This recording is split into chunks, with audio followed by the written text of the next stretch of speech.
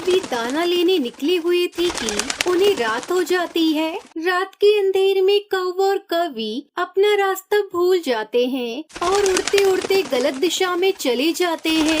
कालू, अरे ओ कालू, मैं तो बहुत थक गई हूँ, मुझसे अब और उड़ा नहीं जाता। फिर वो दोनों पति पत्नी एक पेड़ की डाल पर बैठ जाते हैं।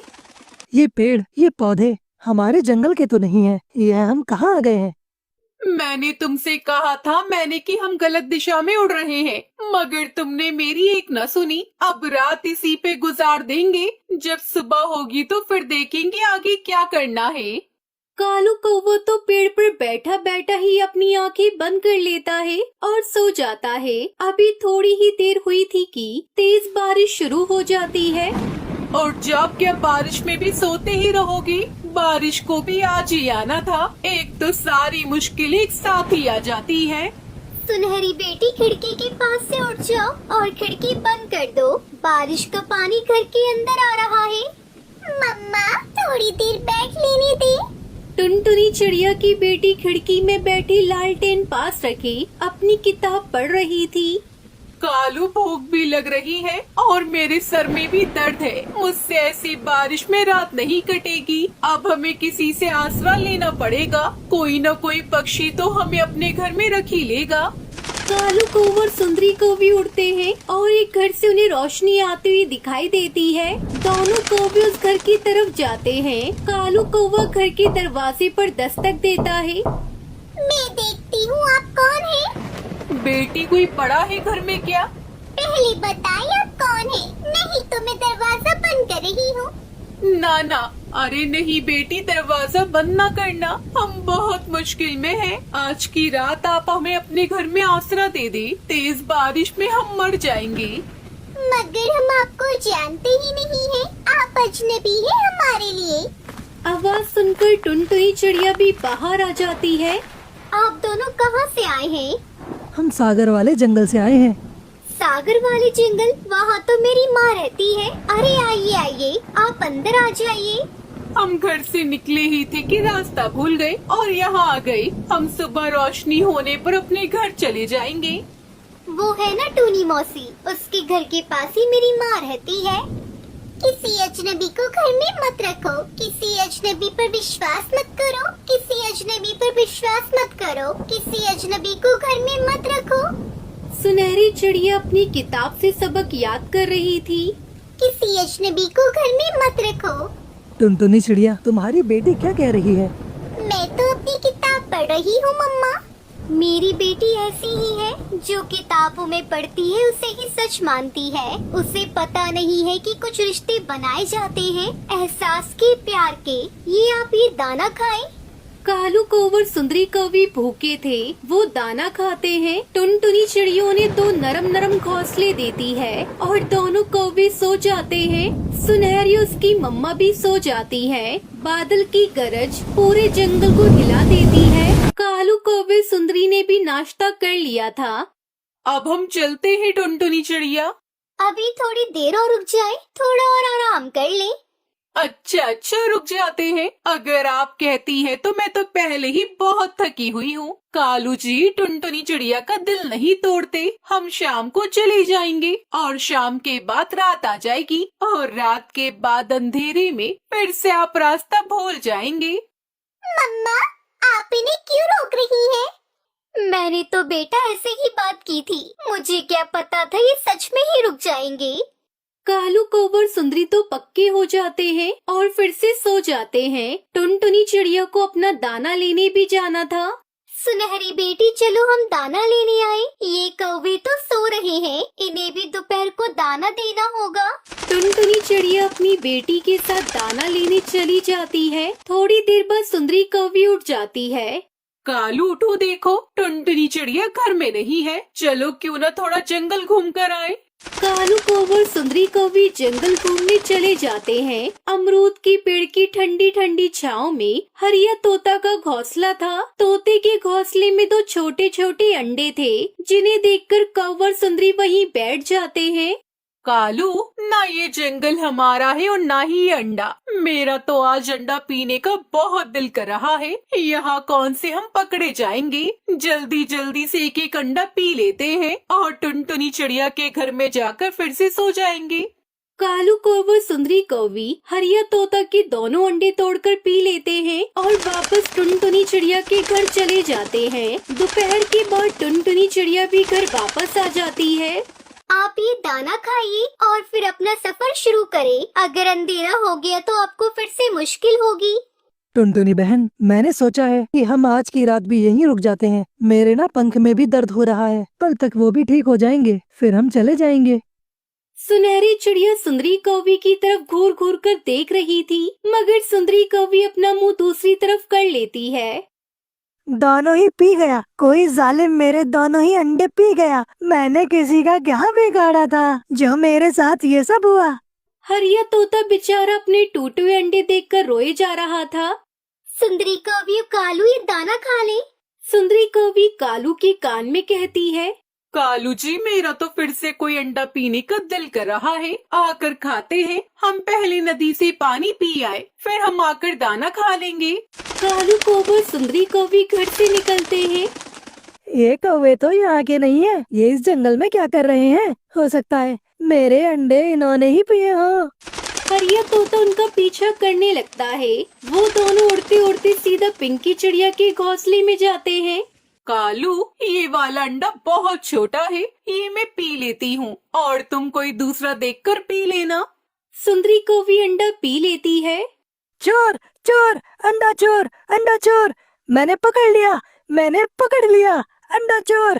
तोता शोर मचाता है। पिंकी चिड़िया भी वहाँ आ जाती है। तोते, जल्दी से सबको बुलाओ सबको। हर तरफ शोर मच जाता है। कालू, ये क्या हुआ? हम तो पकड़े गए, अब तो हम भाग भी नहीं सकते। मम्मा, ये शोर कैसा है? कोई चोर चोर बोल रहा है। टुनटुनी चिड़िया भी अपनी बेटी के साथ उस आवाज की ओर जाती है। मारो इन्हें, इन्हें मारो। पक्षी तो आते ही कौवे को मारने लगते हैं। तुम दोनों ऐसा भी कर सकते हो? एहसान फरामोश, हमारे जंगल में आकर हमारे ही घर से दाना खाकर और हमारे ही अंडे पी रही हो। मुझे तो ये दोनों शक्ल से ही बुरे लगते थे। टुनटुनी मुझे बचा लो, मैं फिर कभी यहाँ नहीं आऊँगा, हमें जाने दो। फिर सारे पक्षी मार मार कर उन दोनों पति पत्नी के पंख तोड़ देते हैं। मम्मा, मेरी किताब में सच ही लिखा हुआ था, किसी अजनबी पर विश्वास मत करें। उन अंडे चोर कौवे को उनके किए की सजा मिल जाती है और टुनटुनी चिड़िया अपनी बेटी सुनहरी के साथ खुशी खुशी रहने लगती है।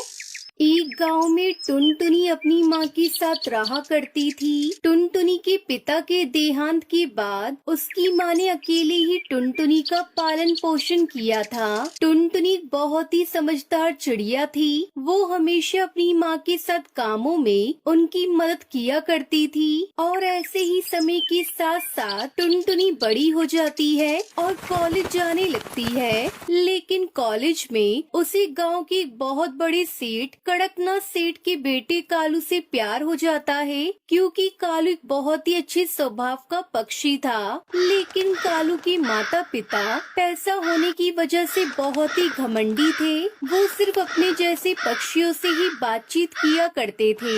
ऐसे ही एक दिन कॉलेज खत्म होने के बाद कालू टुनटुनी से कहता है, टुनटुनी, अब तो हमारे कॉलेज की पढ़ाई भी खत्म हो चुकी है, तो मैं तुमसे कैसे मिल पाऊंगा। इसलिए मुझे लगता है कि अब हम दोनों को शादी कर लेनी चाहिए, फिर तुम हमेशा मेरे साथ रहोगी। ये तुम कैसी बातें कर रही हो कालू? कॉलेज तक तो ठीक था, लेकिन शादी? तुम्हें तो पता ही ना हम कितने गरीब हैं और मेरी माँ ने कितनी कठिनाइयों से मुझे यहाँ तक पढ़ाया है। लेकिन तुम इस गांव के सेठ के बेटे हो, हम लोगों का कोई मेल नहीं। तो क्या हुआ टुनटुनी, मैंने तुमसे प्यार तुम्हारे अच्छे स्वभाव और सच्चे मन को देख के किया था। इसलिए मैं आज ही अपने पिताजी से इस बारे में बात करूंगा और वो तुम्हारे घर जाकर तुम्हारी माँ से हम दोनों की शादी की बात करेंगे। लेकिन कालू, मेरी माँ ने मेरी शादी के लिए बहुत कम पैसे इकट्ठे किए हैं और तुम्हारे माता पिता तो तुम्हारी शादी बड़े ही धूमधाम से करना चाहते होंगे, तो ऐसे में मेरी माँ इतने सारे पैसे कहाँ से लेकर आएंगी? टुनटुनी, तुम उसकी चिंता मत करो, मैं अपने माता पिता से इस बारे में जरूर बात करूंगा, बस तुम शादी के लिए तैयार रहना। इतना बोलकर कालू अपने घर आकर अपने माता पिता से कहता है, माँ पिताजी, मुझे आपसे कुछ बात करनी है। पिताजी, मेरी एक दोस्त है टुनटुनी, मैं उससे बहुत प्यार करता हूँ और उसी से शादी करना चाहता हूँ। ये तुम क्या बकवास कर रहे हो? अरे उस चिड़िया की माँ तो पक्षियों के घरों में साफ सफाई का काम करती है और तुम ऐसे परिवार में रिश्ता जोड़ने की बात कर रहे हो? अरे वो लोग हमारे बराबर में खड़े होने लायक नहीं है।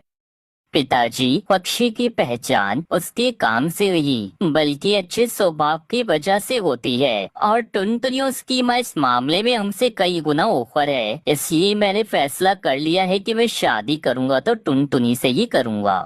उसी समय कालू की माँ सुंदरी कहती है, अरे कालू बेटा, ये तुम कैसी बातें कर रहे हो अपने पिताजी से? अरे उन्होंने जो भी कहा है वो गलत तो नहीं है? अरे हमारी समाज में कितनी इज्जत है, अगर ऐसे में हम उन लोगों से रिश्ता जोड़ते हैं तो क्या वो तुम्हारी शादी में तुम्हारी और तुम्हारी दुल्हन की एंट्री ग्रैंड करवा पाएंगे? और हमारे मेहमानों की खातिरदारी वो कैसे करेंगे? बिल्कुल सही कहा सुंदरी ने। अगर वो लोग हमारी इन शर्तों को मानने के लिए तैयार हो जाएंगे तो हमें शादी से कोई एतराज नहीं है, क्योंकि तुम मेरे इकलौते बेटे हो, इसलिए तुम्हारी खुशी में ही मेरी खुशी है। अगले दिन कालू के माता पिता टुनटुनी के घर उसकी माँ से बात करने जाते हैं। अरे सेठ जी, आप लोग यहाँ मुझ गरीब की कुटिया में कोई काम था क्या? तुमने बिल्कुल सही कहा टुनी, हम यहाँ तुम्हारी बेटी का हाथ मांगने आए हैं, क्योंकि हमारा बेटा कालू तुम्हारी बेटी को बहुत पसंद करता है और हम अपनी बेटी की कोई भी बात टाल नहीं सकते हैं, इसलिए हम यहाँ पर उन दोनों की शादी की बात करने आए हैं। सेठ की बात सुनते ही टुनटुनी की माँ खुश होती है, लेकिन उसी समय सुंदरी कौवी बोलती है, लेकिन टूनी, हमारी एक शर्त है। तुम्हें तो पता ही होगा कि हम लोग कितने बड़े लोग हैं, तो हमारे यहाँ शादियाँ भी ग्रैंड तरीके से होती हैं, इसलिए हम लोग चाहते हैं कि तुम दूल्हा और दुल्हन की उड़ते हुए ग्रैंड एंट्री करवाओ। ये सुनकर टूनी परेशान हो जाती है, लेकिन वो कहती है, आप लोग बिल्कुल भी चिंता मत कीजिए, शादी में किसी तरह की कोई कमी नहीं होगी। आप लोग जैसा चाहते हैं मैं बिल्कुल वैसा ही इंतजाम करवाऊंगी। इतना सुनकर कालू के माता पिता वहाँ से चले जाते हैं। माँ, आपने उनकी ये बात कैसे मान ली? आपने उनसे क्यों नहीं कहा कि हम उनकी शर्त पूरी नहीं कर सकते? अब हम लोग कहाँ से इतना इंतजाम कर पाएंगे? तो उसकी चिंता मत कर बेटा, और वैसे भी शादी तो सिर्फ एक बार होती है ना, तो हर माता पिता की इच्छा होती है कि वो अपने बच्चों की शादी बड़े ही धूमधाम से करे, और वैसे भी वो बड़े लोग हैं, अगर मैं उन्हें मना कर देती तो वो लोग कभी भी इस रिश्ते के लिए राजी नहीं होते। पर माँ, आप इतना सारा इंतजाम कैसे कर पाओगी?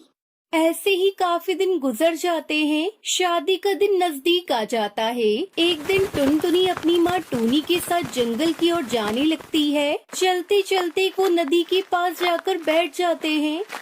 हे भगवान, अब मैं क्या करूं? माँ, मुझे कुछ भी समझ में नहीं आ रहा। आप सब चीजों का इंतजाम कैसे कर पाओगी? मैंने आपसे मना किया था कि आप उन्हें इनकार कर दें, लेकिन इतना कहते ही टुनटुनी की आंखों से आंसू छलकने लगते हैं। लेकिन जैसे ही टुनटुनी के आंसू नदी के नीचे गिरते हैं, तभी वैसे ही नदी से एक बहुत ही तेज रोशनी निकलती है। तभी नदी में से आवाज आती है, दुखी मत हो, बल्कि अपने दुखों से लड़कर आगे बढ़ो। जैसे तुमने आज तक दुखों से लड़कर अपनी बेटी का पालन पोषण किया है, वैसे ही आज भी खुशी खुशी अपनी बेटी की शादी करो, और इस काम में मैं तुम्हारी मदद जरूर करूंगी। यह लो, यह जादुई लहंगे का घर, इस घर में उड़ने वाला लहंगा है। यह लहंगा तुम्हारी हर इच्छाओं को पूरी करेगा। आपका आपका बहुत बहुत शुक्रिया। आज आपने हम गरीबों पर बहुत बड़ा उपकार किया है। मैं आपका ये एहसान कभी नहीं भूलूंगी। फिर टुनटुनी उसकी माँ खुशी से उस जादुई लहंगे घर में जाती है और वहाँ पर बहुत सारे लहंगे जिसमें घास का बना हुआ लहंगा भी था। टुनटुनी लहंगों से कहती है, हे जादू उड़ने वाले लहंगे, मुझे अपना जादू दिखाओ। टुनटुनी के इतना कहते ही वो हवा में उड़ने लगता है। ये देखकर टुनटुनी उसकी माँ बहुत खुश हो जाते हैं। सच में माँ, ये लहंगा तो एक जादू उड़ने वाला लहंगा है और अब इसकी मदद से हम अपनी ग्रैंड एंट्री बहुत अच्छे से कर पाएंगे। लेकिन माँ, हमें अभी भी बहुत सारे पैसों की जरूरत है जिससे हम शादी में मेहमानों की अच्छे से खातिरदारी कर सके। टुनटुनी के इतना कहते ही उस जादुई घास के लहंगे में से एक रोशनी निकलती है और कई सारे सोने के सिक्के निकलना शुरू हो जाते हैं। माँ, नदी की देवी ने बिल्कुल सही कहा था। ये लहंगा हमारी इच्छाओं को भी पूरी करता है। शायद ही इसका चमत्कार है। इतना बोलकर टुनटुनी नदी की देवी का शुक्रिया अदा करती है और अब कालू और टुनटुनी की शादी का दिन आ जाता है। जब टुनटुनी और कालू उड़ते हुए स्टेज पर ग्रैंड एंट्री मारते हैं तो वहाँ पर खड़े पक्षियों की आंखें तो खुली की खुली रह जाती हैं। इस तरह जादू उड़ने वाले लहंगे की मदद से टुनटुनी और कालू की शादी बड़े ही ग्रैंड तरीके से होती है।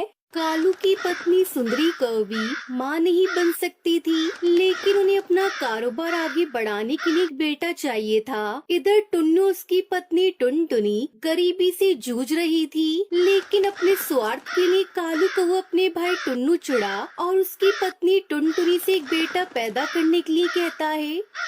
टुन्नू, तुम्हें तो पता है सुंदरी माँ नहीं बन सकती, लेकिन मुझे अपना कारोबार आगे बढ़ाने के लिए एक बेटा चाहिए। इसलिए तुम मेरे बेटे को जन्म दो और तुम्हारा पूरा खर्चा मैं उठाऊंगा। लेकिन एक बात याद रखना, हमें सिर्फ बेटा ही चाहिए। अगर बेटी हुई तो मैं उसे मार दूंगा, समझे? टुन्नू के पास सूखी रोटी खाने तक के पैसे नहीं थे, इसलिए अपनी गरीबी से लाचार होकर वो लोग इस बात के लिए राजी हो जाते हैं और कुछ महीनों बाद टुनटुनी एक बेटी को जन्म देती है। मेरी बेटी, आज तूने मुझे माँ बनने का सुख दिया है। मैं तुझे कभी अपनी नजरों से दूर नहीं होने दूंगी। लेकिन सुबह होते ही उसके घर में टुन्नू का बड़ा भाई कालू और उसकी पत्नी सुंदरी कौवी आ जाते हैं और वो टुनटुनी की बेटी को देखकर कहते हैं, अरे ये क्या, तूने चिड़िया को जन्म दिया है? मैंने तुमसे कहा था ना कि मुझे बेटी नहीं चाहिए। अरे मैंने तो आपसे पहले ही कहा था, ये टुनटुनी हमारे किसी काम की नहीं है। अरे अब हम क्या करें इस बच्ची का? मैंने तो तुझसे बेटा मांगा था ना। भैया, बेट और बेटी तो ऊपर वाले के हाथ में होता है। भला हम इसमें क्या कर सकते हैं? इसलिए अब हमारी बच्ची को हमें दे दीजिए। हम इसका अच्छे से पालन पोषण करेंगे।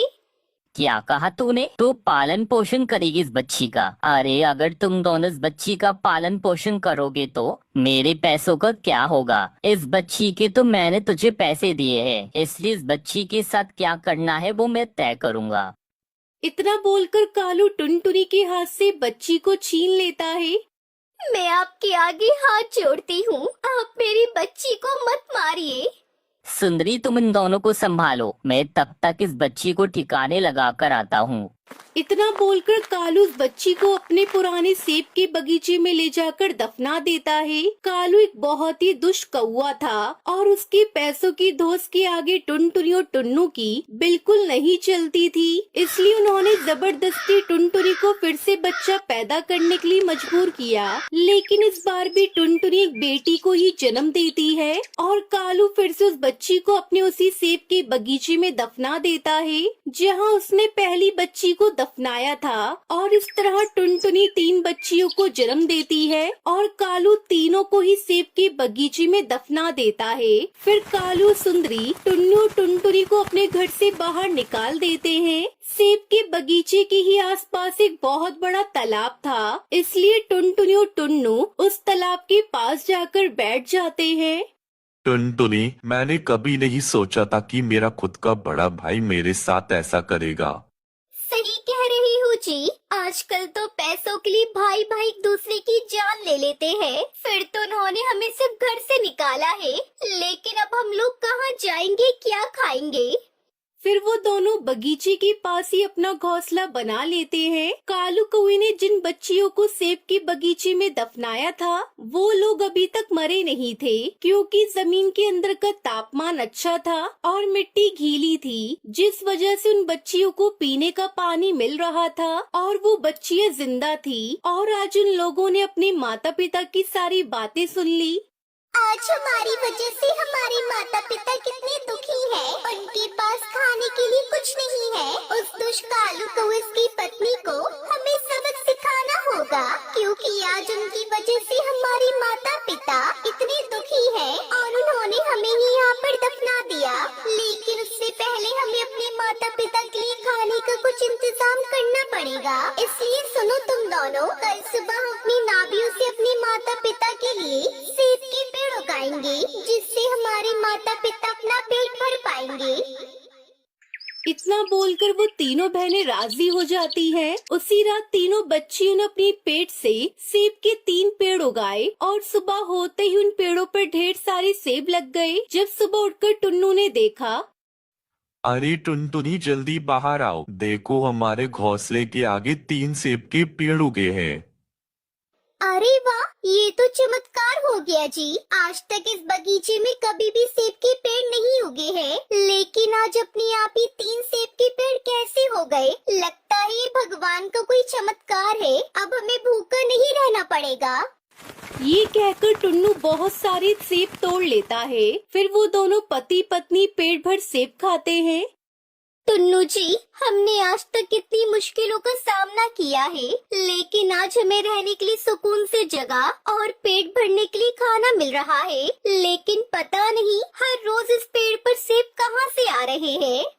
इस तरह टुनटुनी चिड़िया और टुन्नू सुकून से रहने लगते हैं। लेकिन उनकी ये शांति ज्यादा दिनों तक नहीं थी, क्योंकि एक दिन जब कालू उसकी पत्नी सुंदरी वहाँ से गुजर रही होते हैं, तभी वो लोग टुन्नू और टुनटुनी को सेब खाते हुए देख लेते हैं।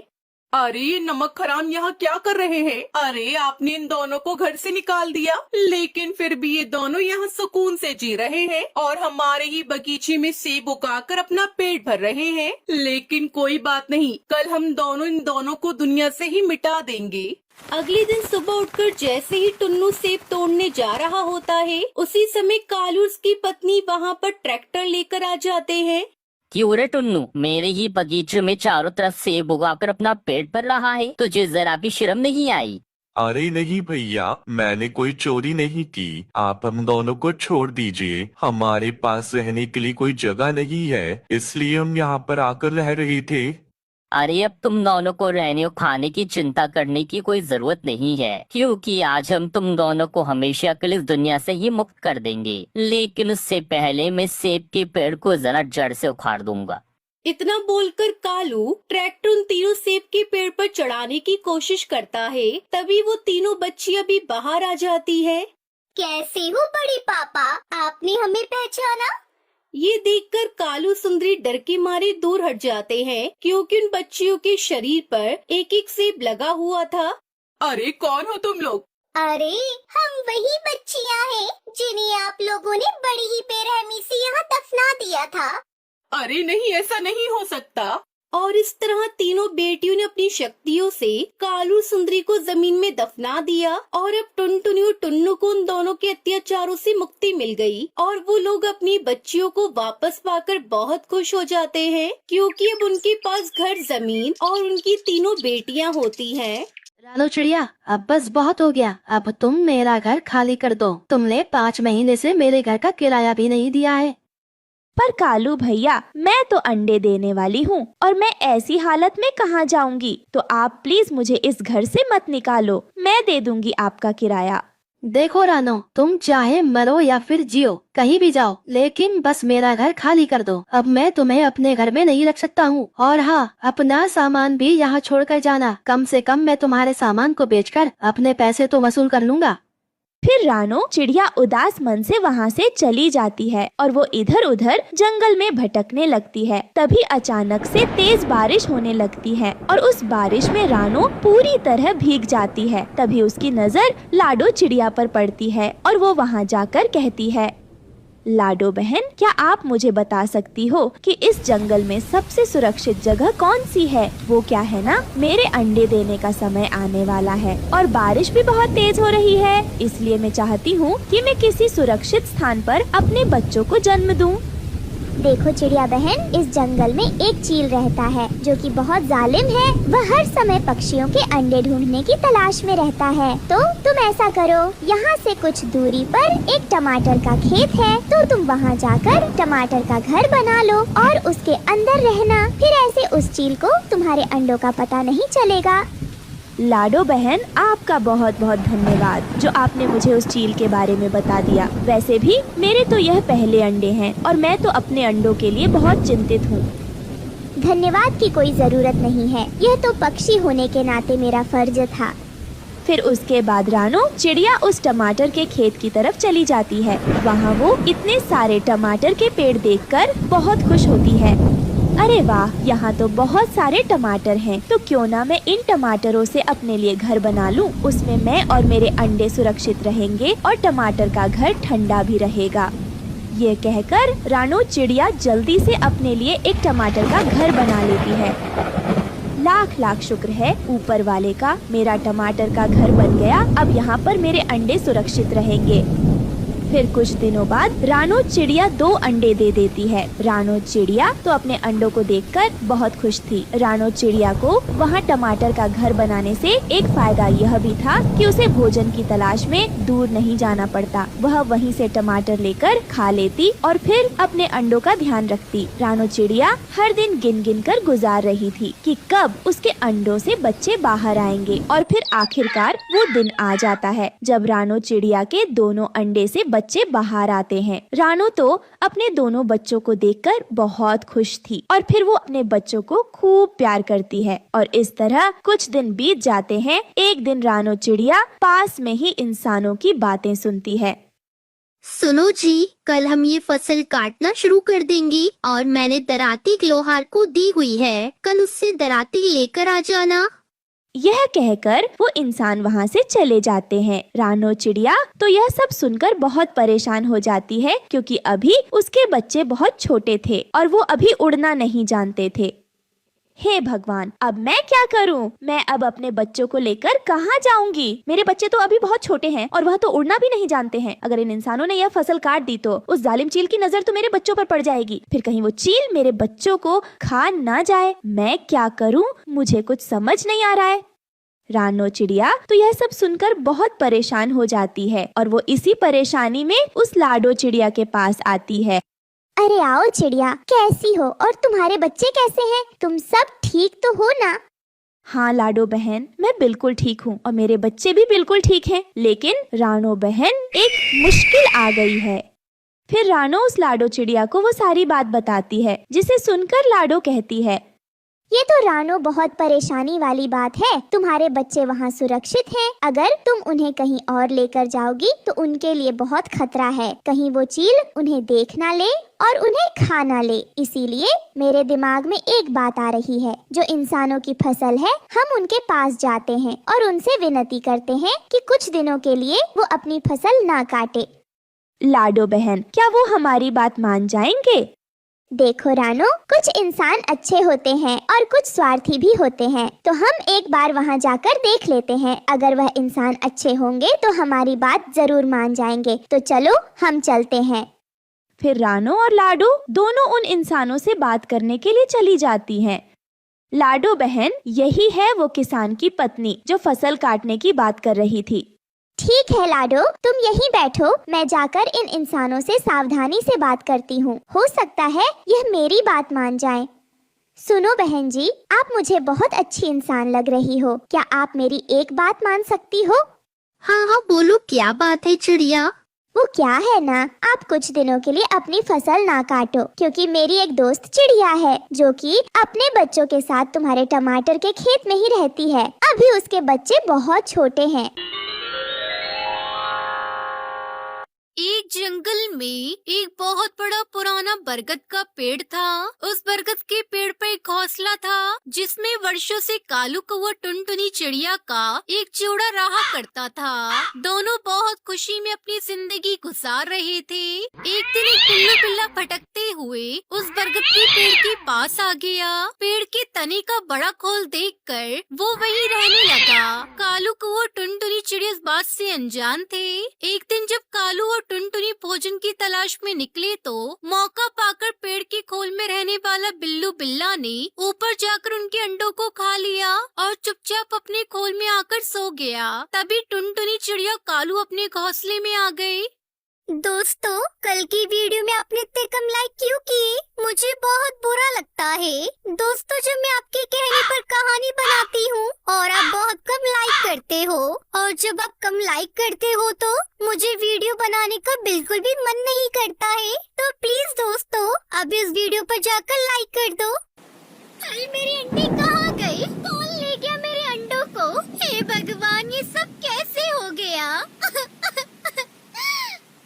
अब हर बार उनके साथ ऐसा ही होने लगा। टुनटुनी चिड़िया अंडा देती और बिल्लू बिल्ला उन्हें आकर खा जाता। कालू और टुनटुनी चिड़िया रोते रह जाते। मौसम आने पर टुनटुनी चिड़िया ने फिर से अंडे दिए, लेकिन इस बार वो जानना चाहते थे कि आखिर उनके अंडे कहाँ गायब हो जाते हैं। कालू जी, आज हम पता लगा कर ही रहेंगे कि हमारे अंडों को कौन लेकर जाता है।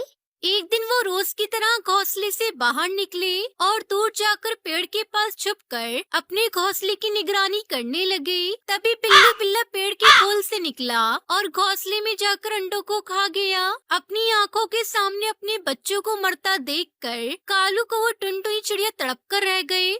हे भगवान, ये तो बहुत ताकतवर है। हम तो इससे लड़ भी नहीं सकते। अब हमें ये जंगल ही छोड़ना पड़ेगा। हमें अपना घोंसला कहीं दूसरे जंगल में बनाना होगा। फिर वो दोनों अपने पड़ोसी टूनी चिड़िया के पास गए और उससे बोले, टूनी बहन, हम इस जंगल को छोड़कर जा रहे हैं। हम कहीं और जाकर अपना घोंसला बना लेंगे। लेकिन टुनटुनी बहन, ऐसा क्या हो गया जो तुम दोनों अपना बरसों पुराना बना घोंसला छोड़कर दूसरे जंगल में जा रहे हो? फिर टुनटुनी चिड़िया सारी बात टूनी चिड़िया को बताती है। टूनी बहन, अगर हमें अपने अंडों को बचाना है तो हमें ये जंगल छोड़ना ही होगा।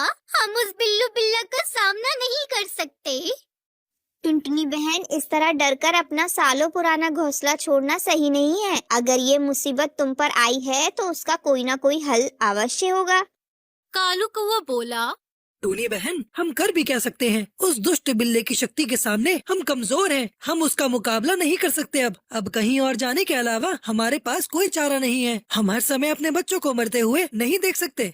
दोस्तों, जहाँ शक्ति काम न आए वहाँ बुद्धि का प्रयोग करना चाहिए। ये कहकर टूनी चिड़िया ने बिल्लू बिल्ला से छुटकारा पाने की योजना कालू कौवा टुनटुनी चिड़िया को बताई। अगले दिन योजना अनुसार कालू कौवा टुनटुनी चिड़िया नदी के पास वाले पेड़ पर पहुँचे, जहाँ कई बाज रहते थे। वो बाज काफी अमीर थे। उनके पास कई सारे जेवरात और सोने के हार थे। तभी थोड़ी देर बाद एक बाज अपने घोंसले से बाहर आया। फिर कालू कौवा चुपके से उनके हार को अपने पंजे में लेकर उड़ गया। वो देखो बास साथियों, इसने हमारे हार को चुरा लिया है। हमें इस कौवे को पकड़ना होगा। ये कौवा बच ना पाए। दो बाज कालू कौवे के पीछे पीछे उड़ने लगे और कालू कौवा हार लेकर बरगद के पेड़ के पास पहुंचा। कालू कौवे ने वो हार जल्दी से बिल्लू बिल्ला के खोल में रख दिया। बाज हार निकालने के लिए पेड़ के खोल के पास पहुंच गए। वो देखो साथी, हमारा हार उस खोल में है। हमें जल्दी से उस हार को निकालना होगा। हार निकालने के लिए उन्होंने खोल में डंडा डाला। उस समय बिल्लू बिल्ला खोल में ही आराम कर रहा था। डंडे की आवाज से वो बाहर निकला। ओए बाज, तुम मुझसे मुकाबला करोगे? जाओ यहाँ से। तुम्हारी यहाँ कोई दाल नहीं गलने वाली। जाओ यहाँ से, वरना मैं तुम्हें खा जाऊंगा। बिल्लू बिल्ला को इतना बोलता हुआ देखकर वो बाज गुस्से में आ गई और बिल्लू बिल्ला को अपने नुकीले पंजों से मार डाला। बिल्ला के मरने के बाद कालू कौवा टुनटुनी चिड़िया बहुत खुश हुए। टूनी बहन, तुम्हारी योजना तो काम कर गई। अब तुम्हारी वजह से हमें जंगल छोड़कर नहीं जाना पड़ेगा। तुम्हारा बहुत बहुत शुक्रिया टूनी बहन। हाँ टूनी बहन, हम तुम्हारा ये एहसान कभी नहीं भूलेंगे। अरे मैंने कुछ नहीं किया, जो किया वो तुम लोगों की मेहनत का फल है। तुम दोनों तो बहुत बहादुर हो। कैसे तुम दोनों बाज के घर से हार लेकर आए, ये बहुत बड़ी बात है। चलो अब से तुम खुशी से अपने घोंसले में रहो। इस तरह से टुनटुनी चिड़िया कालू कौआ खुशी खुशी अपनी जिंदगी बिताने लगते हैं। सुंदरवन जंगल में इस बार संतरे के पेड़ बहुत ज्यादा उगे थे। जहाँ भी देखो वहाँ पर सिर्फ संतरे ही संतरे लगे हुए थे। जंगल के सारे पक्षी संतरे खा खा कर पक गए थे। एक दिन टुनटुनी, अब मैं ये संतरे नहीं खाऊंगा। अगर तुम्हें इस घर में रहना है तो कहीं से भी मेरे लिए कोई दूसरा फल लेकर आना ही होगा। कालू जी, आप ये कैसी बातें करते हो? आप तो अच्छे से जानते हो कि पूरे जंगल में बस संतरे के पेड़ ही लगे हुए हैं, तो मैं आपके लिए दूसरा फल कहाँ से लाऊं? कहाँ से क्या मतलब है? हिमालय के जंगल जाओ और वहाँ से मेरे लिए मीठे मीठे आम लाओ। कालू जी, जरा सोच समझ कर बोलो। हिमालय जंगल मेरी जेब में रखा है, जो मैं तुम्हें लाकर आम दे दूं। पूरे 2 दिन लगते हैं आने जाने में। तो चली जाओ, तुम इतना भी नहीं कर सकती मेरे लिए। और वैसे भी मैं 2 दिनों में मर थोड़ी ना जाऊंगा। जब तक 2 दिनों तक ये संतरे ही खा लूंगा। दोस्तों, कल की वीडियो में आपने इतने कम लाइक क्यों किए? मुझे बहुत बुरा लगता है। दोस्तों, जब मैं आपके कहने पर कहानी बनाती हूँ और आप बहुत कम लाइक करते हो, और जब आप कम लाइक करते हो तो मुझे वीडियो बनाने का बिल्कुल भी मन नहीं करता है। तो प्लीज दोस्तों, अब इस वीडियो पर जाकर लाइक कर दो। कालू जी, आप ये कैसी बातें करते हो? 2 दिनों में तो मेरी हालत खराब हो जाएगी। आप देख नहीं रहे, ये जून की गर्मी है। जून की गर्मी हो या सर्दी की गर्मी, अब तो तुम घर में तभी आओगी जब मेरे लिए आम लाओगी। ऐसा कहकर कालू कौवा तपती दोपहर में टुनटुनी चिड़िया को घर से बाहर कर देता है। टुनटुनी चिड़िया खूब दरवाजा बजाती है, लेकिन कालू कौवा दरवाजा नहीं खोलता। ये कालू का बच्चा दरवाजा नहीं खोलेगा। मुझे कितनी गर्मी लग रही है, प्यास भी लग रही है। अब मैं क्या करूं? ऐसा सोचकर टुनटुनी चिड़िया टूनी चिड़िया के घर चली जाती है। टुनटुनी बहन, आप इस समय यहाँ? सब ठीक तो है?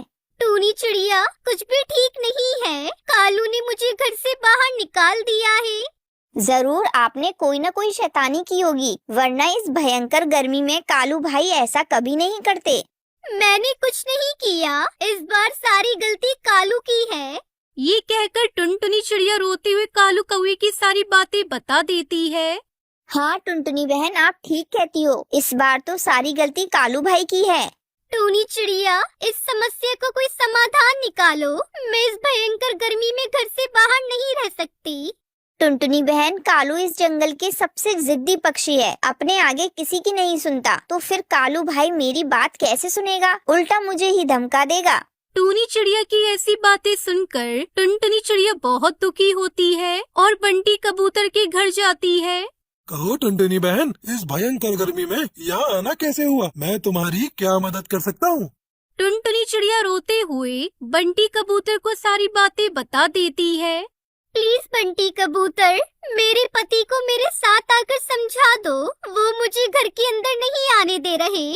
मैं इस भयंकर गर्मी में कहाँ जाऊँगा? वैसे कालू तो किसी की बात नहीं सुनता, परंतु तुम इतना कह रही हो तो मैं चलता हूँ तुम्हारे साथ और समझाने की कोशिश करूँगा। अब टुनटुनी चिड़िया बंटी कबूतर के साथ अपने घर आने लगती है। कालू, दरवाजा खोलो। मैं हूँ बंटी कबूतर, किसी काम से आया हूँ। मैं सब जानता हूँ कि तू किस काम से आया है। वो टुनटुनी तेरे घर जाकर खूब रोई होगी, परंतु मैं किसी की सुनने वाला नहीं। मुझे बस आम खाने हैं। कालू प्लीज प्लीज दरवाजा खोल दो। कालू, भगवान के वास्ते दरवाजा खोल दो। इस तरह से टुनटुनी चिड़िया बंटी कबूतर खूब मिन्नतें करते हैं, लेकिन कालू को वो दरवाजा नहीं खोलता। मैंने तो पहले ही कहा था, तेरा पति किसी की नहीं सुनता। चल टुनटुनी, ठीक है, अब मैं चलता हूँ। मुझे भी बहुत तेज प्यास लगी है। ऐसे समझाते बंटी कबूतर भी वहाँ से चला जाता है। अब तो टुनटुनी चिड़िया बहुत दुखी थी कि वो कहाँ जाए। अब मैं कहाँ जाऊँ? टूनी चिड़िया का घोंसला तो बहुत छोटा है, ऊपर से उसके 4 बच्चे हैं, और बंटी कबूतर की पत्नी भी मुझे अपने घर में रहने नहीं देगी। इस तरह से टुनटुनी चिड़िया को तेज गर्मी में अपने लिए आसरा ढूंढते ढूंढते 2 दिन बीत जाते हैं, परंतु उसे कहीं भी आसरा नहीं मिलता। मैं ये कहाँ आ गई हूँ? अब तो किसी पक्षी का घर भी दिखाई नहीं पड़ता जिससे मैं मदद मांग लूँ। ऐसा सोचकर टुनटुनी चिड़िया तेज धूप में उड़े जा रही थी कि तभी उसे चक्कर आने लगते हैं और वो जमीन पर गिर जाती है। वहीं टूनी चिड़िया बंटी कबूतर से कहती है, हमें टुनटुनी चिड़िया को ढूंढना ही होगा, वरना वो इस भयंकर गर्मी में मर जाएगी। ऐसा कहकर वो दोनों टुनटुनी को ढूंढने निकल जाते हैं। वो सारा जंगल छान मारते हैं, तब जाकर उन्हें टुनटुनी चिड़िया जमीन पर पड़ी मिल जाती है। टुनटुनी बहन आंखें खोलो, आपको क्या हुआ है? मैं टुनटुनी के लिए पानी लेकर आती हूँ, आप तब तक इन्हें किसी छाया में ले जाओ। टुनी, अब पानी का कोई फायदा नहीं होगा क्योंकि टुनटुनी मर चुकी है। उन दोनों को टुनटुनी चिड़िया की मौत का बहुत दुख होता है। वो कहीं न कहीं खुद को भी उसकी मौत का जिम्मेदार समझ रहे थे। अगर मैं उस दिन टुनटुनी चिड़िया को अकेला छोड़कर नहीं जाता तो वो हम सबके बीच जिंदा होती। आप ठीक कहते हो, अगर मैंने भी कालू को समझाया होता तो ऐसा कभी नहीं होता। हमें माफ कर देना टुनटुनी बहन। तो प्यारे दोस्तों, हमें इस कहानी से सीख मिलती है कि हमें ऐसी जिद नहीं करनी चाहिए जिससे दूसरे को परेशानी झेलनी पड़े।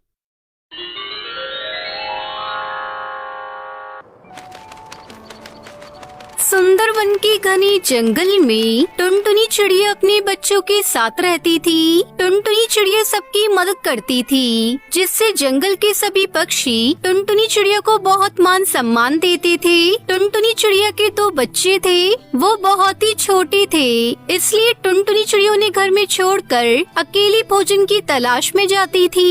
एक दिन टुनटुनी चिड़िया भोजन की तलाश में जा रही थी, तभी रास्ते में उसे बादल मिल गया।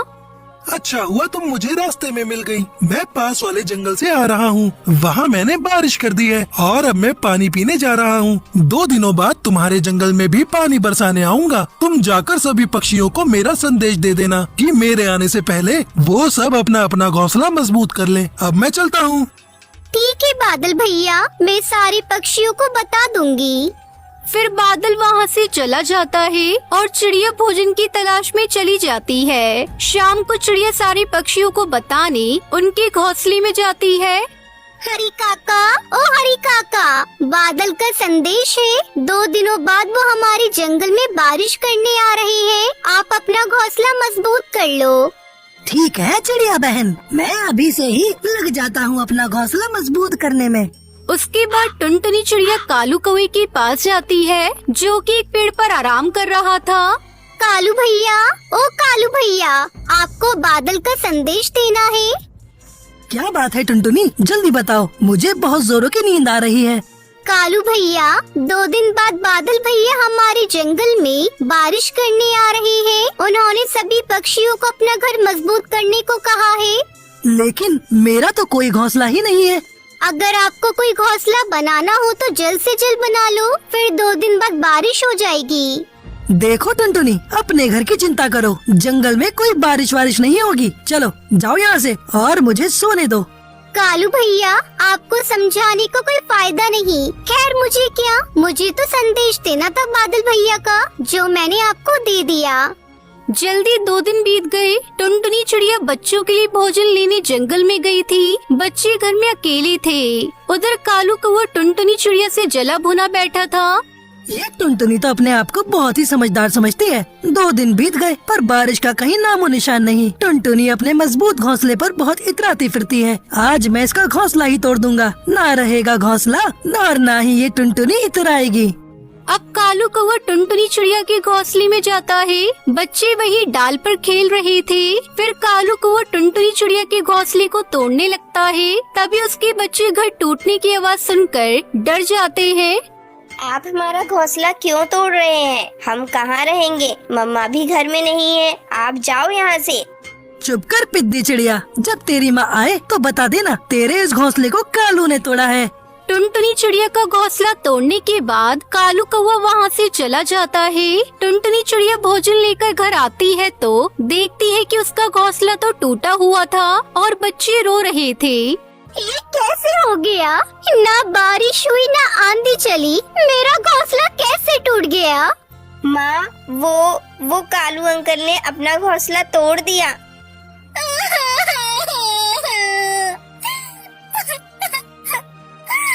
मैंने कालू भैया का क्या बिगाड़ा था जो उन्होंने मेरा घोंसला तोड़ दिया। इतनी जल्दी मैं कैसे अपना दूसरा घर बनाऊं?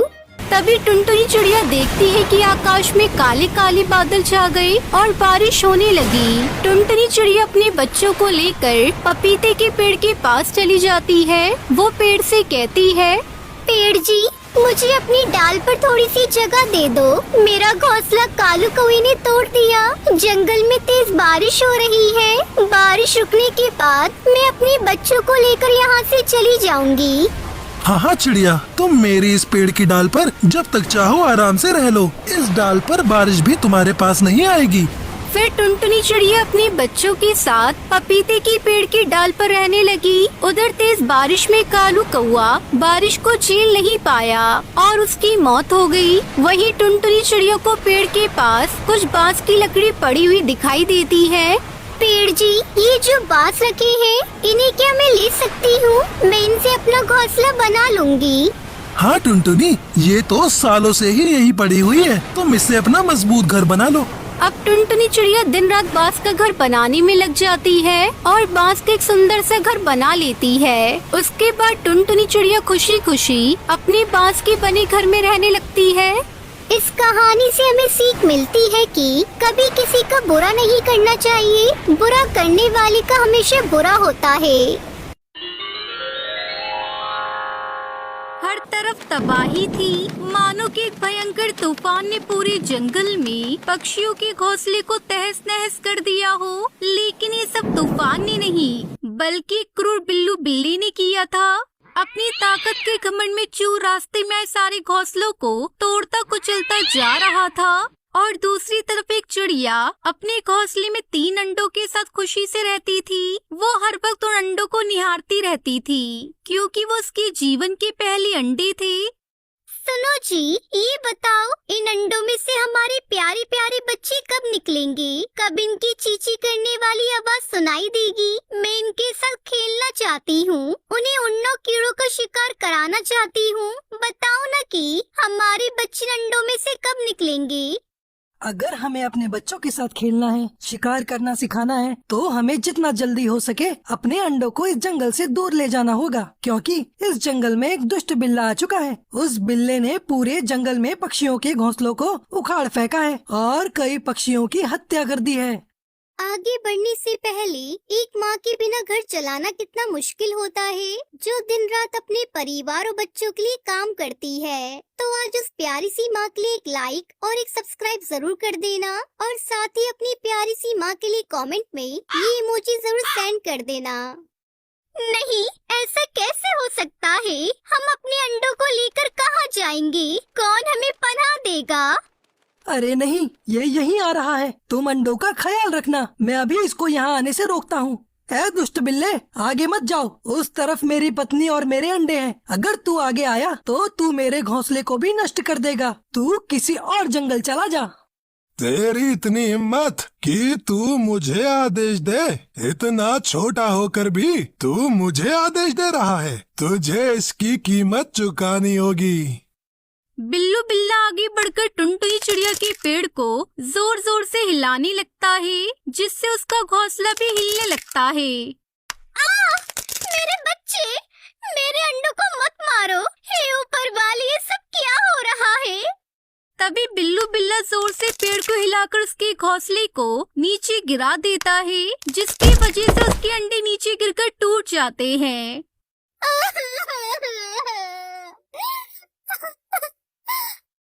मैंने पहले ही कहा था, यहाँ से चलते हैं। उसने हमारे बच्चों की हत्या की है, मैं उसे नहीं छोड़ूंगी। तभी वहाँ से बंटी कबूतर कालू कौवा टुनटुनी के रोने की आवाज सुनकर उड़ता हुआ उनके पास आता है। अरे क्या हुआ दोस्तों, तुम रो क्यों रहे हो? मेरे बच्चों की हत्या कर दी उस बिल्लू बिल्ला ने। मैं उसे बिल्कुल भी नहीं छोड़ूंगी।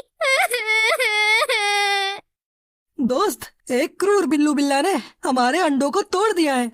ओह, लेकिन इस प्रकार गम में डूबे रहने से अंडे वापस नहीं जुड़ जाएंगे। अगर तुम्हें उस बिल्लू बिल्ला से बदला लेना है तो हमें कुछ करना होगा। क्या बात करते हो बंटी भाई, हम ठहरे छोटे छोटे पक्षी, हम उस विशाल बिल्लू बिल्ला से कैसे लड़ेंगे? वो तो हमें अपने पैरों के नीचे चींटियों की तरह कुचल देगा, हम नहीं लड़ पाएंगे उससे। भाई, एकता में बहुत शक्ति होती है, हम अपनी शक्तियाँ जोड़ेंगे। हम कैसे शक्ति को जोड़ेंगे? मेरी एक दोस्त है जिसका नाम लूसी कबूतरी है, मेरे साथ चलो, हमें उससे सलाह लेनी चाहिए। तभी तीनों लूसी कबूतरी के पास जाते हैं। लूसी, ओ लूसी, दरवाजा खोलो। हाँ, क्या हुआ मित्र, क्या बात है? अचानक से तुम यहाँ कैसे? एक बहुत बड़ी समस्या आ गई है।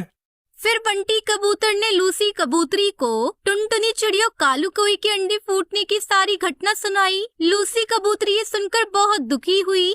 टुनटुनी बहन, यह सुनकर मुझे बहुत दुख हुआ। मेरा एक दोस्त है जिसका नाम हरी तोता है, उसकी चोंच से हम बिल्लू बिल्ले से लड़ सकते हैं। आओ उससे सहायता मांगते हैं।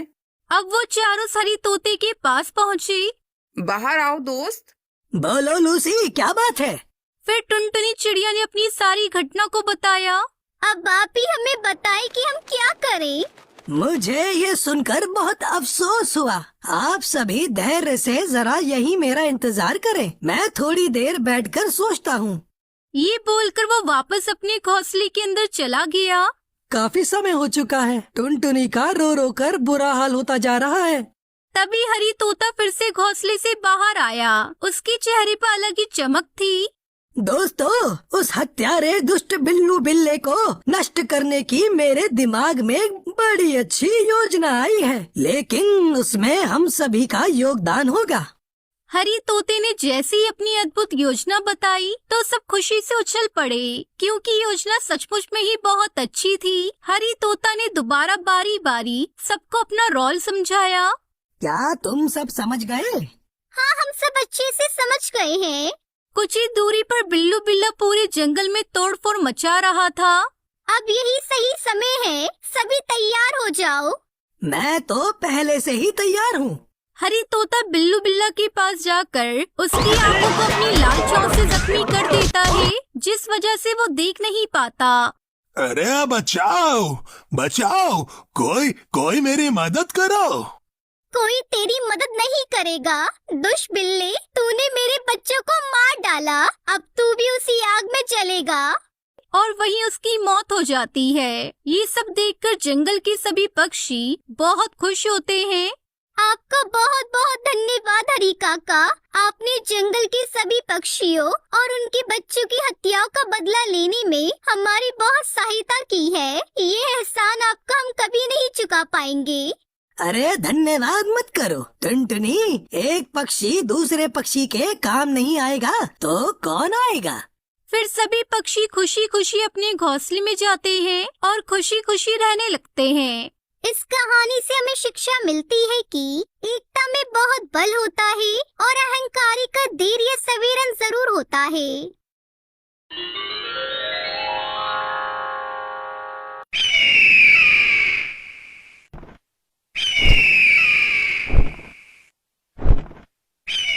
एक जंगल में एक टुनटुनी चिड़िया रहा करती थी। उसके घोंसले में 3 अंडे थे।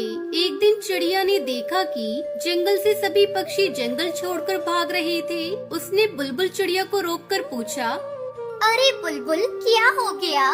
सभी पक्षी जंगल से भाग क्यों रहे हैं? टुनटुनी, अपने अंडों को लेकर जल्दी यहाँ से भागो। जंगल में जंगली बाज आ गया है, वो सभी पक्षी के अंडों को और बच्चों को खा रहा है। तुम जल्दी यहाँ से चली जाओ।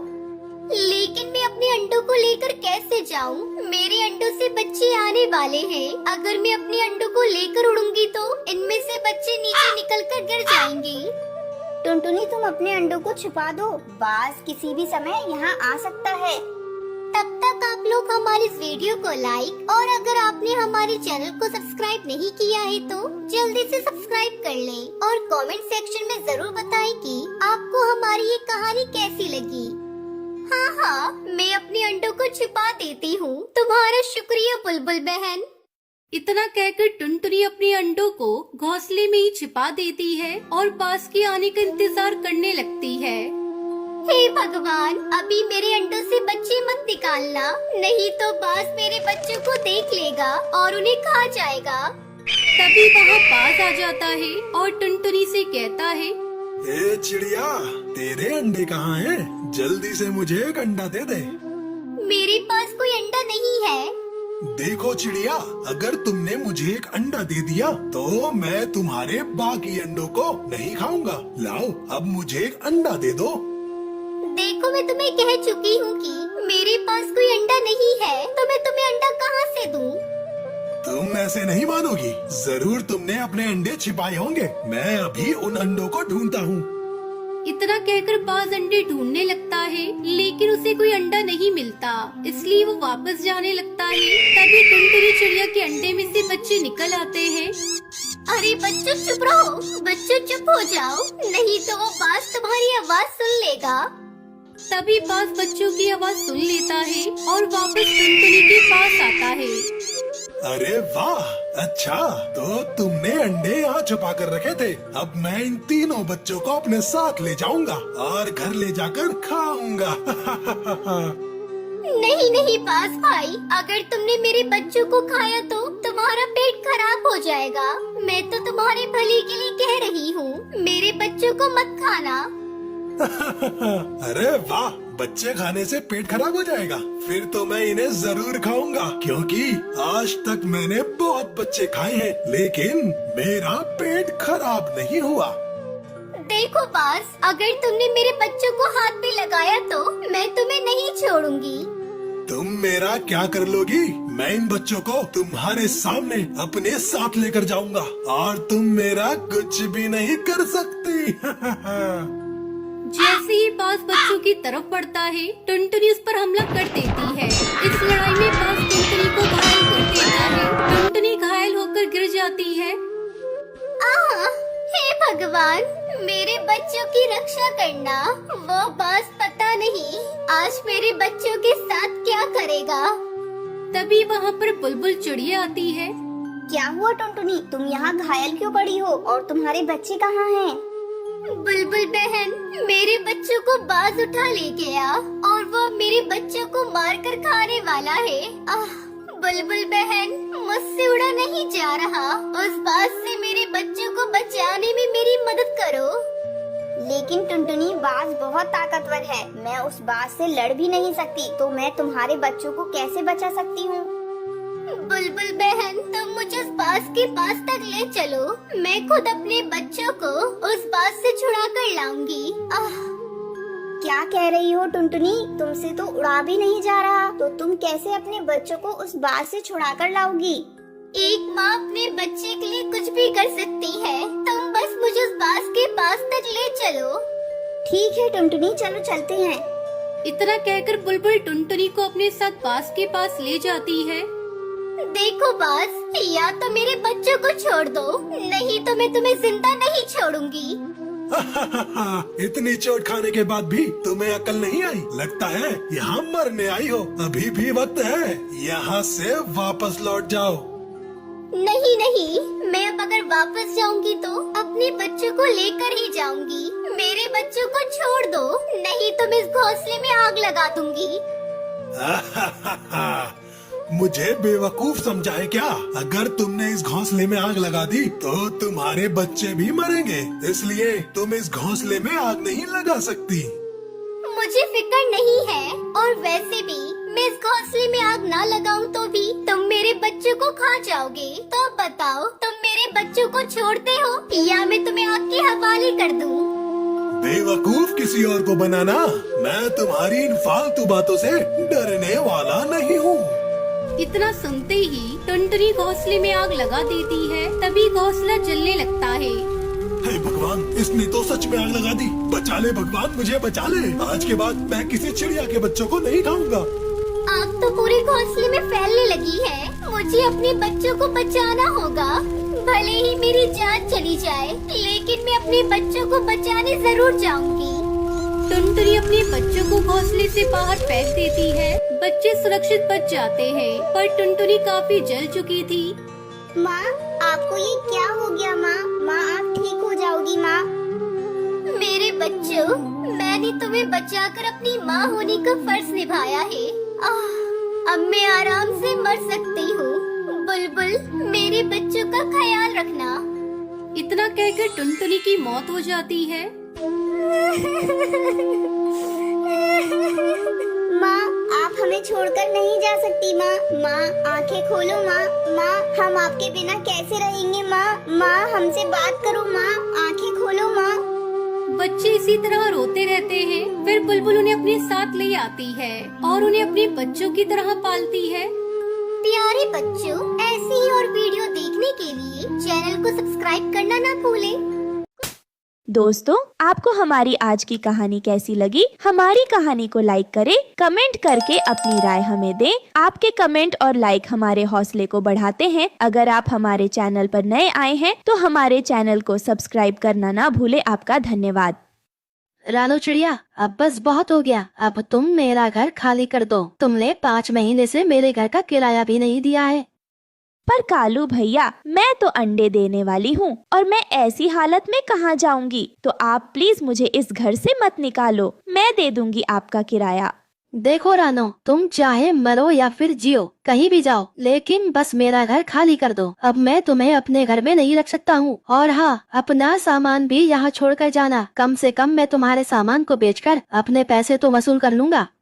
फिर रानो चिड़िया उदास मन से वहाँ से चली जाती है और वो इधर उधर जंगल में भटकने लगती है। तभी अचानक से तेज बारिश होने लगती है और उस बारिश में रानो पूरी तरह भीग जाती है। तभी उसकी नजर लाडो चिड़िया पर पड़ती है और वो वहाँ जाकर कहती है, लाडो बहन, क्या आप मुझे बता सकती हो कि इस जंगल में सबसे सुरक्षित जगह कौन सी है? वो क्या है ना, मेरे अंडे देने का समय आने वाला है और बारिश भी बहुत तेज हो रही है, इसलिए मैं चाहती हूँ कि मैं किसी सुरक्षित स्थान पर अपने बच्चों को जन्म दूँ।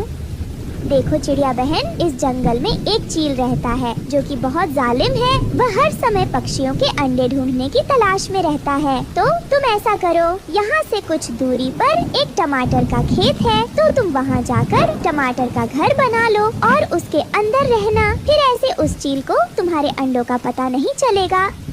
लाडो बहन, आपका बहुत बहुत धन्यवाद जो आपने मुझे उस चील के बारे में बता दिया। वैसे भी मेरे तो यह पहले अंडे हैं और मैं तो अपने अंडों के लिए बहुत चिंतित हूँ। धन्यवाद की कोई जरूरत नहीं है, यह तो पक्षी होने के नाते मेरा फर्ज था।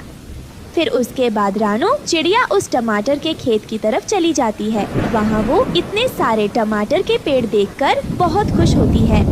अरे वाह, यहाँ तो बहुत सारे टमाटर हैं, तो क्यों ना मैं इन टमाटरों से अपने लिए घर बना लूं। उसमें मैं और मेरे अंडे सुरक्षित रहेंगे और टमाटर का घर ठंडा भी रहेगा। ये कहकर रानो चिड़िया जल्दी से अपने लिए एक टमाटर का घर बना लेती है। लाख लाख शुक्र है ऊपर वाले का, मेरा टमाटर का घर बन गया। अब यहाँ पर मेरे अंडे सुरक्षित रहेंगे।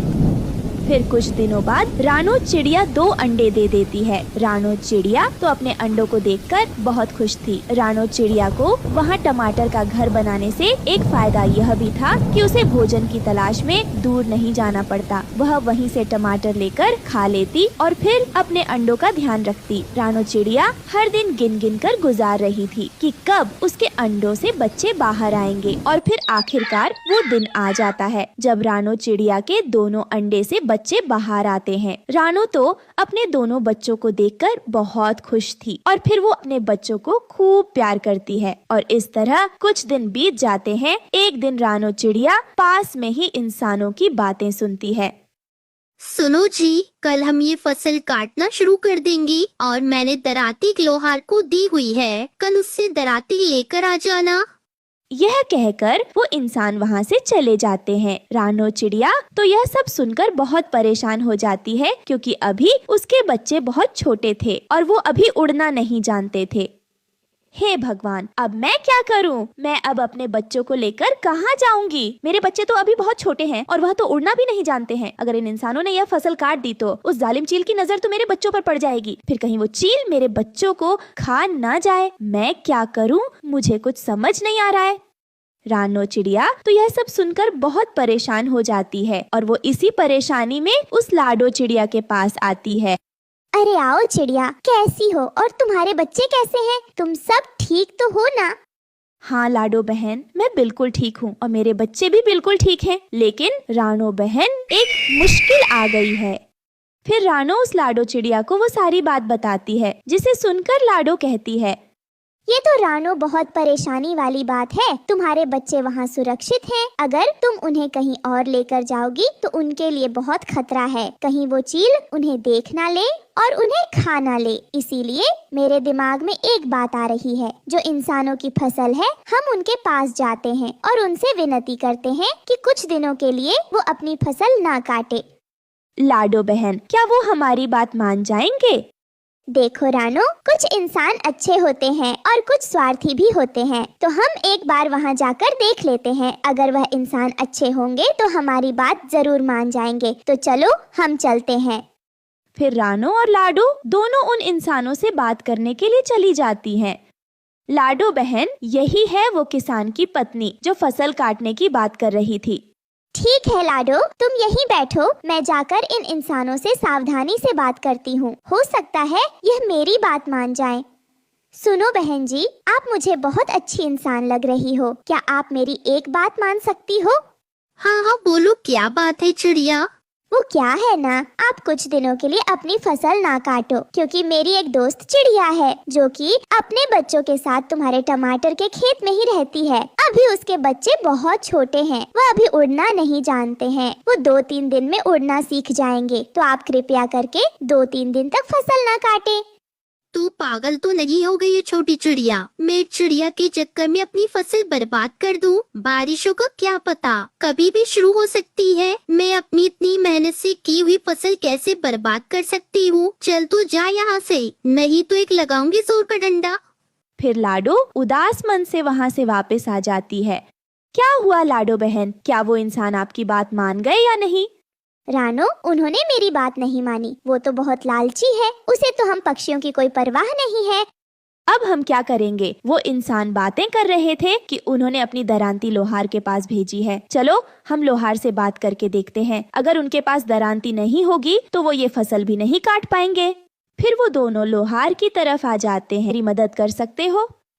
क्या बात है चिड़िया, जल्दी बताओ, क्योंकि मैं ये दरांती पेश कर रहा हूँ। नया किसान आता ही होगा अपनी दरांती लेने के लिए। मेरा घर है और उसमें मेरे छोटे छोटे बच्चे हैं। अगर वो किसान अपनी फसल काट लेंगे तो वो दुष्ट मेरे बच्चों को खा जाएगा। तो आप प्लीज उसे दरांती ना दें। ये नहीं देगा तो फिर मैं अपने बच्चों को क्या खिलाऊंगा? कहाँ से उनके लिए भोजन? उदास होकर वहाँ से वापस आ जाती है। लाडो बहन, उस लोहार पर तो हमारी आखिरी उम्मीद थी, लेकिन अब हम क्या करें? और फिर वहाँ से लोहार की तरह, जैसे उस लोहार की नजर इधर उधर होती है तो वो किस नहीं ढूंढ पाएगा। और तो और नई बनने में तो 4-5 दिन लग जाते। इस तरह से रानो अपने टमाटर के बने हुए घर में अपने दोनों भाई। हमारी कहानी को लाइक करें, कमेंट करके अपनी राय हमें दें। आपके कमेंट और लाइक हमारे हौसले को बढ़ाते हैं।